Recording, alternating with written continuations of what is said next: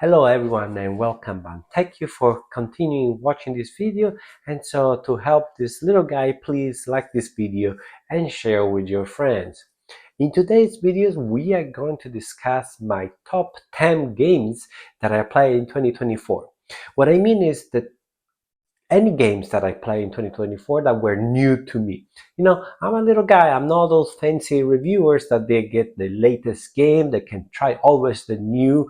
I'm just getting whatever games the Board Game Group brings, or whatever is available retail, when the Kickstarter delivers, or when I find on this marketplace and things like that. So these are not all games released in 2024, but these are games that were new to me and I played for the first time in 2024. Number 10, I combined two games because overall they belong to the same family, and this is Pandemic Legacy Season 2 and Season 0. I played Pandemic Legacy Season 1 in 2023, and then we continue. It's an amazing experience. They are just at the bottom, not because they're not good, but just because I was already prepared to have a great experience from Pandemic Season 1.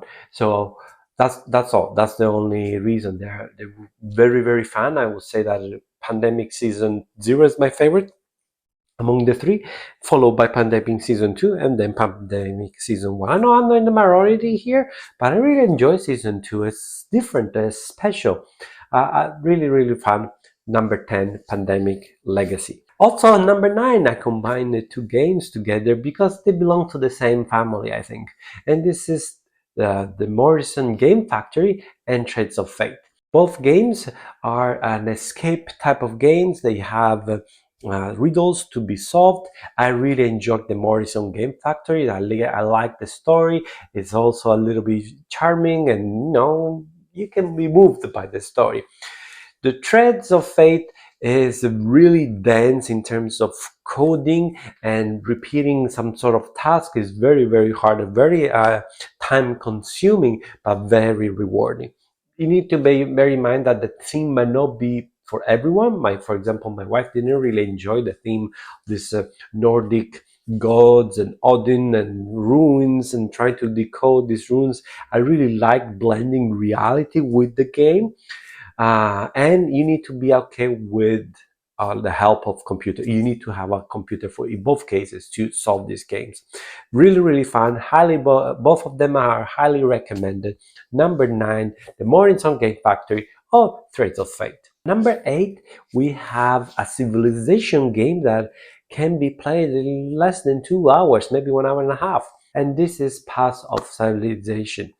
I love this game. It's a simultaneous access selection, and you have, from you start of the turn, you have a very angsted difficulty to choose which card you're gonna play for which resource. Every time you need to choose 2 cards and discard 1. Very difficult choices. You want to do everything, and then after you get the resources, you can go up to the technology track, philosophy, war, and you have different end turn goals that allow you to strategize. It's actually simultaneous. The downtime is very little, but there's no much interaction. I know the art has been criticized because AI art, we want to encourage a publisher to use the amazing artists that we have around. I think it's just a choice. I don't mind it. I don't care. Everyone is free to do whatever they want. Obviously, it looks less appealing than if you take a real artist. Choice of the company. To me, what is most important is the game fun. If the game is fun. Number 8, Path of Civilization. And number 7, we have a game that has been released a long time ago, and that's the first time I managed to play. And this is Ratus, and you see here the big box. That's what I found, a discount price on the marketplace. This is a very interface type of game. You want to place your people into the map, but you don't want them to die because of the plague. and is spreading around Europe. It's a very sad theme, but if you forget about that and just people coming in and people coming out from the map, you're gonna be fine. And when you do it, just you place all these people on your map, but you also take special cards, and that allow you to maybe increase the number of people you can place on the map, maybe rescue them and put them in the castle, maybe move the plague away from you, or increase the number of plague tokens that you have into the map. And you try to sabotage the others. You have this point that indicates the plague. You can move it every time, and there are tokens that get revealed to see how many people dies in that round. But when you take the cards, that actually increase the chances that your people will die if the plague gets to your place. Very, very fun, very, very quick, entertaining. If you know what you're going into, you know that's gonna be into your face. You're gonna enjoy this experience. Number 7, Ratus. And number 6, we have Chronologic. This is basically Turning Machine and the Clue combined together. How it works? Well, you have cases. You have a bunch of cases in the box, and you have a deck of cards. The cases are usually a murder occurred in this location. You have the map of the location, and you need to figure out who did it, at what time, and which place. Very much like Clue. And what you do is asking question to the deck, and the deck will reveal some information. What you do, you take the card and you slide it into some sort of sleeve, and you will have some icons showing what you need to know and what you can tell to other people as well. Very much like a Turning Machine. And so you always have a private information that only you know, and a public information that you will share. Kind of Clue. When you have include that card passing around and nobody shows any card, you get information also from that. And so you try to figure out, there are some rules like how the characters move in the map. They move every hour. They don't sit in the one location for each hour. So you can start doing, okay, if this person is here at this time and this person is not there at that time, he cannot have walked that far. Maybe go back and forth the locations. Very, very interesting. Some people may criticize that you have a limited number of cases. I would say, because it's so high in information, each case, location, where, who did it, I don't think you would be able to memorize and remember everything after you play all of them. I think there are 16 or 18 in one box. I don't think you're gonna do that. So you really can play anytime you want it, as much as you want it. And I know they're gonna release other series or other boxes very similar. Very, very engaging. This is Chronologic. At number 5, we have one of my grail games. I had this game for years because the concept was so fun, and when I tried, it actually delivered. And this is Witness. And I'm showing this box because this is the box that I have. I know this year there's a new version. It celebrates 10 years, maybe that's why. What is Witness? Witness is a cooperative deduction game. You need to solve a case all together. How do you do that? Well, each one of the 4 players, because it's a 4 only player, receive a booklet. You pick a case, and the people and each player read that case notion or information on their booklet. And after that, they start whispering in a specific order those information to a player to the left or to the right. And this goes back and forth until you have gathered all the information from just listening or someone whispering to your ear, like a broken phone. And so that's, are you playing broken phone? The information gets lost during the transferring. You can't memorize anything. You cannot take notes. You can take notes only at the end when you heard all the 4 piece of information for all 4 characters. And so it's difficult to remember everything. The more complicated the case becomes, the more information you have, but it's really, really fun. I'm not interested in winning the game, but I'm more interested in the experience, in the laugh. You say hat, you say cat, fat. It's so fun. It's really, really entertaining. This is Witness. At number 4, we have a racing game. This is Dodo's Running Dinos Dodo Dash, and this is the new standalone expansion from Dodo's Riding Dinos. Is an amazing racing game. Imagine to have Dodos riding dinos with a Mario Kart theme. What you do, you simultaneously place a card, and the card will tell you how much you move and things that can happen. You throw an egg, you flick a log, or you drop a meteorite on the map. And there are special cards. The rage cards are red, they're very powerful, but if at the round the table there are too many of those red cards, they don't activate. So you have all that choice. You are not, are you gonna outthink your opponents? Do you think anyone is gonna play the red card? Maybe nobody's gonna play because everyone thinks it's gonna play it. So you're gonna play it and you're gonna be the only one playing, or maybe it's the opposite. You don't know. And there are also some react cards, the green cards that allow you to modify the result of the outcome. Is very, very quick. There is a little bit of dexterity that at the beginning people are a little bit thrown off, but once you play, everyone enjoyed it.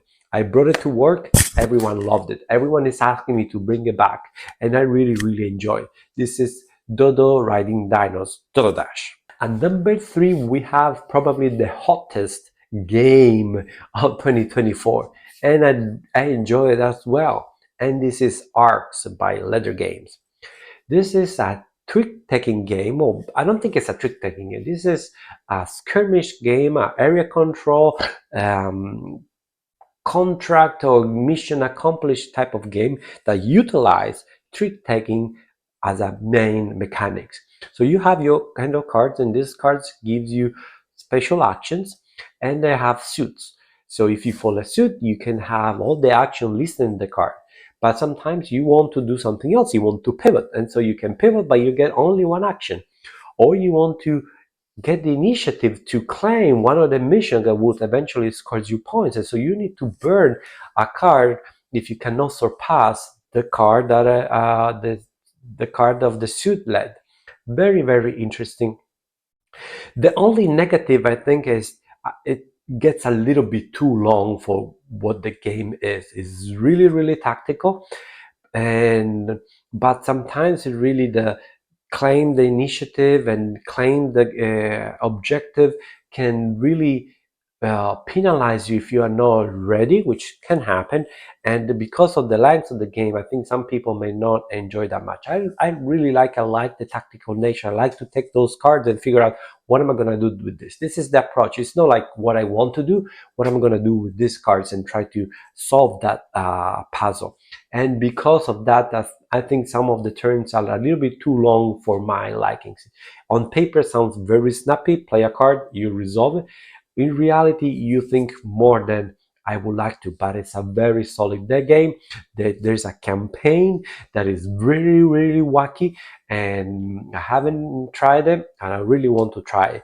And this is number 3, Arcs. And number 2, we have a game that I knew I was going to like it, but I didn't know I was going to like it that much. This is the most played game on the 2024. And it's not number 1 because number 1 has also a connection in terms of feeling, enjoyment with my family. The 2 is really a better game, and you will see in the top 100 is definitely higher. But if I need to look at the year, obviously the number 1 has a more connection to me, it's more dear to my heart. Number 2 is a very, very solid game, and this is Arborea. It's a worker placement game which you send your workers on tracks. These tracks indicate path, and when you send it to the tracks, that path or that worker slowly walk through the path, and the more you stay on that path, the better the action will come later. And then you have a cascade of action. You gather cards for create your environment where you put your creature that will score you in different points. And there's a small expansion in the deluxe edition that's what I have, which speed ups actually the game. You have boats that go around and give you extra action. Really, really fun. I really love this game. It's a table hog. The board is huge, it's very colorful, but it's so engaging. Really, really engaging. And every time I bring it, people enjoy it. And this is gonna stay, at least I think it's gonna stay there for a long, long time. And this is number 2, Arborea. And number 1, we have another legacy game. This has been, I was looking for it since I was announced, and as soon as it was released, I grabbed it and I waited to have a good opportunity to play. And I was so happy when my family got together and we played the whole campaign. And this is Ticket to Ride Legacy. Amazing experience. We all love Ticket to Ride. When I say we, meaning our family, we all love Ticket to Ride, and this is brings it to the next level. Each episode you add a little twist, you add a little more that you can do throughout the game that just spies out. And there's so much to do and so many surprises. This is really, I think, one of the best legacy game that these people, Mark Leacock, Rob W, and Alan Moon, put together, and it delivered, really delivered. I'm playing with my family that they don't really play that many games, and all of them enjoy. There was so much interesting what is gonna happen next. Special power, I'm not gonna say much. There's only one module that I wasn't really big fan of it. It was really nasty. Likely we actually explored that module at the very end, so it didn't really affect. I would have been, I think this game would be a little bit lower in terms of experience if the module would have been explored at the really beginning of the campaign. It actually got explored at the very last. It was the last or second last that we opened it, so we have only 3 games with it, and so we didn't like it, but we can deal with it. There's so much other stuff to do, so we ignore it. Excellent game. I know it's a big one also in terms of money, and I'm looking forward to find another copy and play it again with other people. It doesn't really matter. Yes, you know what is going to happen, but it doesn't really matter. I have so much still to explore, and this is Ticket to Ride Legacy #1 games that I played in 2024. And here you have it. Did you play these games? Do you have any names that you want to recommend it? Please write in the comment below. Share with your friend. Subscribe. You know the drill. This is not your first YouTube video, am I right? Thank you very much and see you next time. Ciao.